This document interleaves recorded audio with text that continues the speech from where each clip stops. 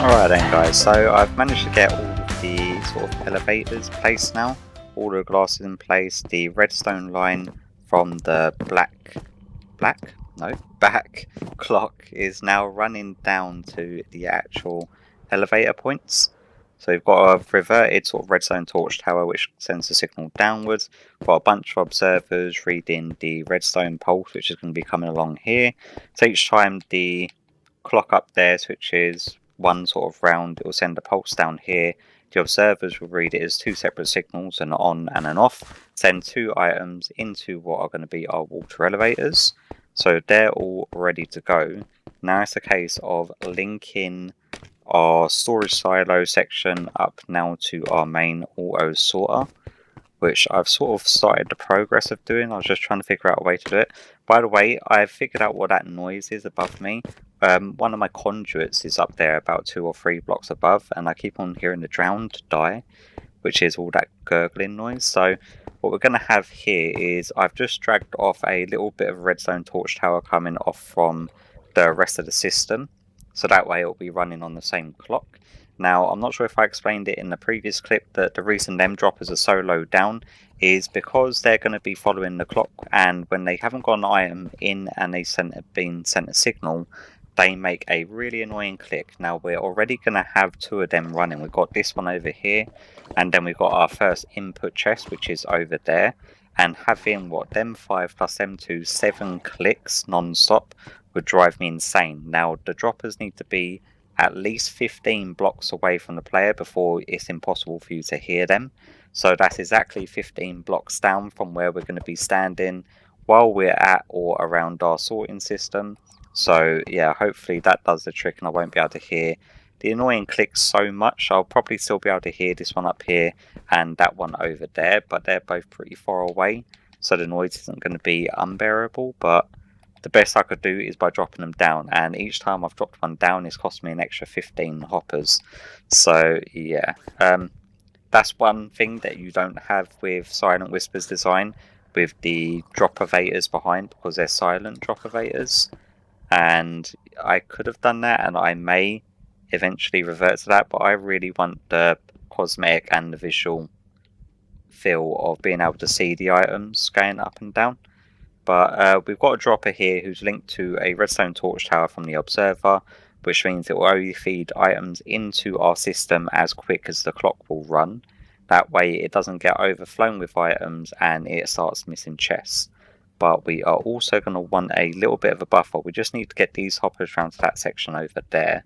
So what we're going to do is do a double chest. Yep, that's right. 2 double chests worth of sort of buffer storage on this. So we can have one there and say another one about here should be fine. So that way if we do throw like a large sum of items into our storage system, they won't just be floating in the water stream with nowhere to go if I'm not standing on the pressure plate for the sorting to be done. They've actually got 2 double chests worth of storage, all of these hoppers, plus that dropper to actually store items before we start allowing them into the system. And we've got to try to figure out a way of getting these hoppers all the way over to here without busting any more blocks really, because I've already had a little bit of a water leak. Luckily there was no redstone down there where the water dropped. But we are going to want to bring this guy, say, zigzag it a little bit. So like so. And then we can just bring it up to this block here. Should be more than adequate. Oh, I'm going to need, can I get some room? Why can I hear what appears to be a llama? Is there a wandering tradesman near me? What's the betting? I think there is. So that's our water stream. We're going to want, say, glass to be there. We're also going to want glass to be on this one. Oh, no. On that block there. Say there as well. We need to get a... Can I do this? Thank you. That's fine. Thank you. And then our items are going to be washed into this hopper, feeding into our main system. So now it's a case of getting the water elevators in place. And then once we've done that, that's pretty much our sorting system done. So hopefully, fingers crossed, this all goes right. I'm going to need some ice on me actually. Let's grab some ice. Room needed. There we go. Okay, so as long as everything's sort of boarded up and not leakable, if that's the word I'm going to go for. And I just took the ice off my hotbar, didn't I? That is fantastic. Now, the reason that I got to do it this way is because we need the water to flow backwards to the second line of hoppers, which will then feed it into the next section. So we place the ice, we break the ice, we wait for it to flow, and then we can break it underneath, and we should get the bubble column, if my words will come out. And can we get some bubbles? Yeah, we do. That's number 1 done. And then we've got one on this side. Do the same. Do that. And flow back. Break you. Get some bubbles on the go. Come on, let me see the bubbles. Bubbles. There we go. That's number 2. And then it's just rinse and repeat. Just making sure that I have done all of this correctly. Like so. Place you, ice, water, done, and break you. Yeah. So the chest will make sure that even if the items do sort of flow off to the side, that they won't get stuck on a full solid block by the time they reach the next hopper, because all the chests are the same size, it will just flow along as normal. That's one issue that I was running into in my test world, but I think that looks pretty nice, and once we've actually got items flowing up and through, it will look pretty decent, I reckon, compared to just chests, which is a little bit boring. And we've got it well lit up from the bottom and the top. We've got sea lanterns up at the top there as well, so everything's nice and bright so we can see. I am going to have to put in a false bottom just over here and sort of line off this wall with whatever cosmetic block I'm going to be going for, which I honestly have no idea at the moment. But I would give you a full demonstration of how this is working in its current state. But in order to do that, I'd have to put all of the items in the chest how I want them. And at the moment, that is just not going to happen. What I do actually need to do is this final hopper, which is over here, I need to run off to a sort of a dead point. So it may be, say, this chest over here that I'll need to run it to, which shouldn't be an issue. I could just run it through and... where should I actually have that? I may actually have a chest just down in the ground with some trapdoors to actually access it, because that will then just feed items that haven't actually been sorted in our sorting system. But what I'm going to do is, in between this cut and the next one, I'm going to lay out all of the items in the chest how I want them, because it's going to take some time to do that. Probably build up these chests and probably do the cosmetic work in between cuts, because it's going to require a lot of cosmetic work and a lot of organising and sorting and putting our main bulk of the chests through our system. And then I'll probably build up this area and figure out a design for the entirety of it. But so far so good, but it's going to be a little bit before I manage to get back to you, because it's going to take a lot of work doing this. So yeah, I guess I'll catch you back in a bit. Alright then guys, it's actually now 2 days after that initial bit of recording. I had a lot of work to do, and I can show you the finished product now of what it looks like. Obviously, I've still got a lot of exterior work to do on this wall over here, but I can show you the storage room now in its complete form. So what we've ended up doing is that we've got our deep storage silos on the left hand side, we've got manual storage on the right, and that is for non-stackable items like books or enchanted books, potions, music discs, tools, horse armor, weapons, armor, shulker boxes, and we've got a random one for random blocks that I've not found a place in our storage system for. Now our auto sorting system in the center, we've still got quite a few chests in 3 spots here, but with these ones I've just sort of filled them out with 6 for the time being until I figure out what I want in them. It took me a total of around about 11 to 12 hours worth of game time to sort out all the chests from up there down here to where I want them all, and then also to run all of the items through our system, because it's very hard to manually insert all of the deep storage silo items because the chests are right next to each other, very built, very compact in there. And so I ended up having to run the entire lot through our sorting system, and with around about 30 or 40 double chests worth of the different resources that I had to go through it just took very, very long to do so. And whilst I was doing it, I was also having to do some bug fixes. One of the bug fixes is that this elevator over here was running too quickly. It was putting items going past the initial item filters on the deep storage silos too quickly, and when the sort of filters got full, instead of it filtering down to the overflow section, it was just going straight across over into our main sorting system, which was a little bit of an issue. I ended up having just to slow down that elevator over there, and then I sort of had the same issue, so that sort of solved that problem with items coming in. Then I had the same issue with the water elevators on this side, that even they were kicking off items too quickly in succession. So every now and again you'd get a random item filtering over to this chest that could obviously be filtered through. And so I've ended up having to slow them ones down there also.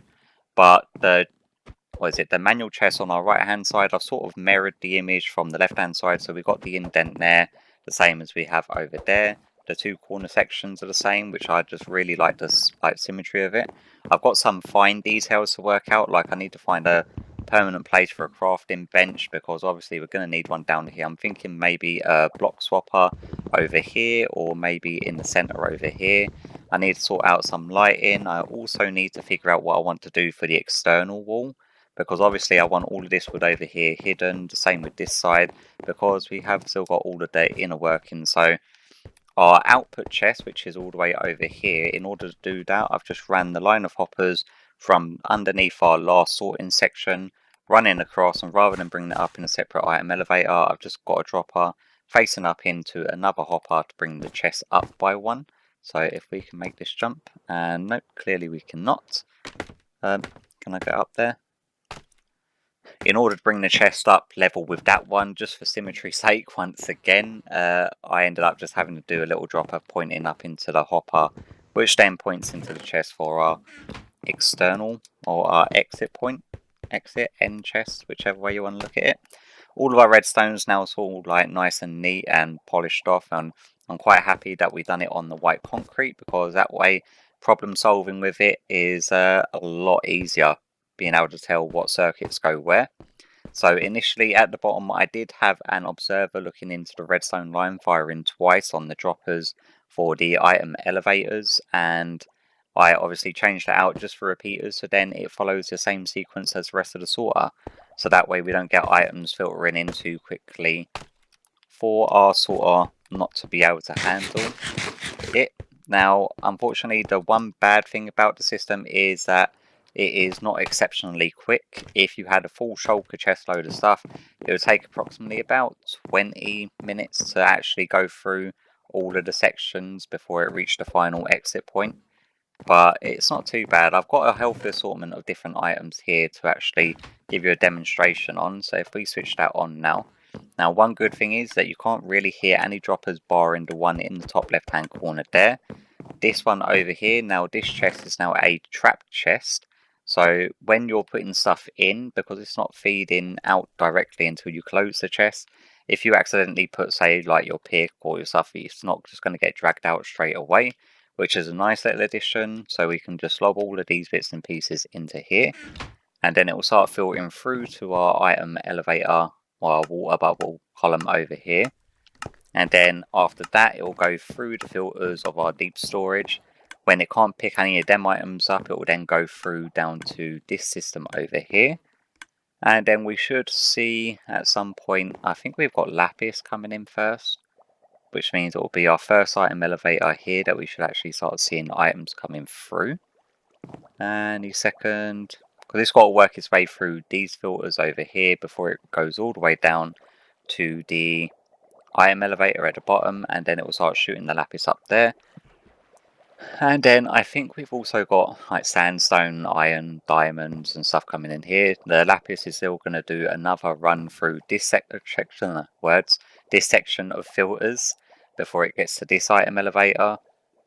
And then it comes up there, and then it will work its way through here and work its way into this chest here. So if we keep an eye on our lapis, we should start seeing it go up any second. There we go, there's one. And like I said, it does go slow. This is just a way to prevent items from building up too quickly and sort of getting passed over the filter into our exit chest. But the lapis is now filtering fine to that one.